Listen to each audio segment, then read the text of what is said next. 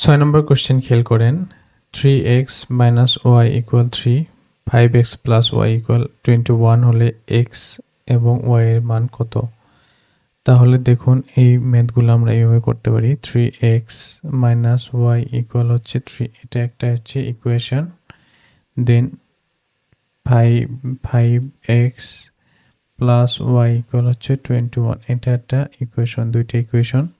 তো আমরা যদি যোগ করে দিই দুইটা তাহলে দেখুন 8x প্লাস এটা 0 কেটে গেল প্লাস মাইনাসে আর হচ্ছে 24 তাহলে x ইকুয়াল হচ্ছে 24/8 3 তাহলে এই x এর ভ্যালু যদি আমরা 1 নাম্বার ইকুয়েশনে বসায় দেন তাহলে কি পাবো আমরা 3 × 3 - y ইকুয়াল হচ্ছে 3 তাহলে হচ্ছে y ইকুয়াল হচ্ছে 6 তাহলে x এবং y এর ভ্যালু কত হচ্ছে 6 আর হচ্ছে 3 সরি এটা ভুল লিখছি x এর ভ্যালু হবে 3 এবং y এর ভ্যালু হবে 6